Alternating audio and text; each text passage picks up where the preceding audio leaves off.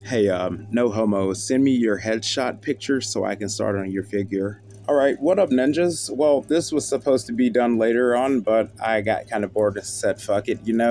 Today we're going to talk about the action figures and we're going to talk about the money. And also, we're going to talk about how Natalie got banned. Alrighty, here it goes. Alrighty, well, the deluxe pack, well, as you know, the packaging is AI.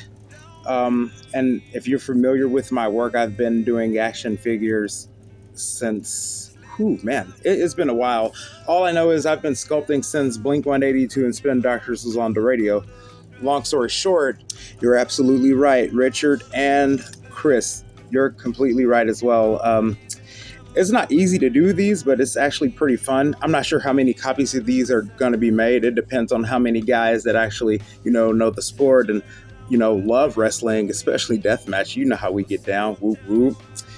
Long story short, yeah, I'm making variants. Well, right now they're prototypes, and these are actually made from polymer clay, rubber, a little bit of acetone, blend together, get like a little plastic feel and, leave it a little bit rubber, you know what I'm saying? Just in case your guy botches and you need to, pop the joint back on it and whatnot.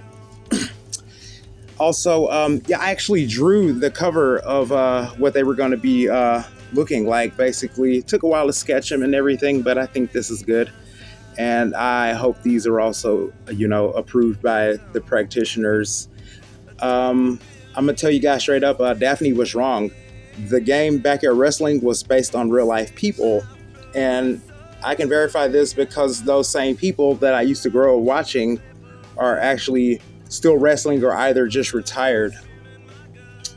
Long story short, yeah, I picked up this hobby of sculpting when I was preteen, 12, 13. I was pretty much shitty then, but I got better over time. Also, what Richard was referring to was the first installment done by Eidos, in 2003. And it kind of, bugged me a little bit that I didn't get to see all the guys that I grew up watching on the tapes. I was disappointed they didn't have Scar, they didn't have Chaos, they didn't have Trizzy D, they didn't have me. But yeah, I was young as fuck then, but it really didn't matter. Just watch for the legends. Also, the reason for buying a little bit extra is because just in case, if the first copies are successful, then I'll continue to make these and I'll continue to, get ideas from Richard because the software, we're going to try to revamp a lot of the backyard games and make it more professional, but still, keep the death matches in there as like the main, thing and whatnot. That and hardcore. Also, I take requests such as these hybrids right here. This is actually an action figure Beanie Baby hybrid, and these are actually 12-inch customized. You just buy the stuff to mix them with, pour it inside of. It takes the mold of the guy when you mix it the right way. Also, you're gonna want to draw pictures of your guy, before you, start the process separating parts, carving, sculpting the eyeballs, noses, and all that. It really does take a lot of time, is what I'm saying. You're gonna have to take breaks, and it would be fantastic to meet other people who actually knew how to make these figures.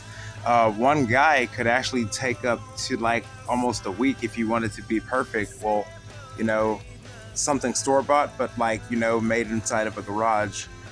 I forgot what I was gonna say. Also, these are gonna come in different variants if you can't tell by now. And also, not to mention, last but not least, I got a few people to help out, but honestly, you guys will have like a whole whatever to decide because it'll be a while before we start the show and everything. So whatever you think that your body's gonna be worth going through and the weaponry, you name it. And yeah, I'll be more than happy to hear from you. Peace.